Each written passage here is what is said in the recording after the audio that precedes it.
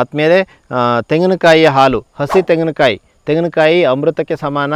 ತೆಂಗಿನಕಾಯಿಯ ಹಾಲಲ್ಲಿ ತಾಯಿ ಎದೆ ಹಾಲಲ್ಲಿರುವಂಥ ಅಂಶಗಳಿವೆ. ಹಾಗಾಗಿ ತೆಂಗಿನಕಾಯಿ ಎಣ್ಣೆ, ತೆಂಗಿನಕಾಯಿ ಹಾಲು ಬಹಳ ಶ್ರೇಷ್ಠ.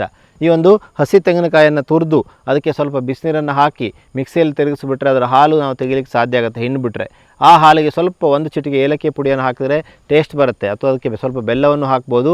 ಈ ಹಾಲನ್ನು ಕುಡಿಯೋದ್ರಿಂದಾಗಿ ನಮಗೆ ಇನ್ಸ್ಟಂಟ್ ಎನರ್ಜಿ ಸಿಗುತ್ತೆ. ಮಕ್ಕಳಿಗೆ ಆಟ ಆಡಲಿಕ್ಕೆ ಮಕ್ಕಳು ಹೋಗ್ತಾರೆ, ಬೇಸಿಗೆಯಲ್ಲಿ ಹೊರಗಡೆ ಹೋಗ್ತಾರೆ. ಸೊ ಆ ಒಂದು ಸಂದರ್ಭದಲ್ಲಿ ಗ್ರೌಂಡಿಗೆ ಹೋಗ್ತಾರೆ. ಆ ಒಂದು ಸಂದರ್ಭದಲ್ಲಿ ಅವರಿಗೆ ಶಕ್ತಿ ಬರಲಿಕ್ಕೆ ಒಂದು ಅತ್ಯಂತ ಸುಲಭವಾದ ವಿಧಾನ ಅಂದರೆ ಅದು ತೆಂಗಿನಕಾಯಿಯ ಹಾಲು. ಹಸಿ ತೆಂಗಿನಕಾಯಿಯ ತುರಿಯನ್ನು ತೆಗೆದು ಅದರಿಂದ ಹಾಲು ತೆಗೆದು ಆ ಹಾಲಿಗೆ ಸ್ವಲ್ಪ ಬೆಲ್ಲವನ್ನು ಅಥವಾ ಖರ್ಜೂರವನ್ನು ಸೇರಿಸಿ ಮಿಕ್ಸಿಯಲ್ಲಿ ತಿರುಗಿಸಿ ಒಂದು ಶೇಕ್ ಥರ ಮಾಡಿ ಕುಡಿಲಿಕ್ಕೆ ಕೊಡಿ.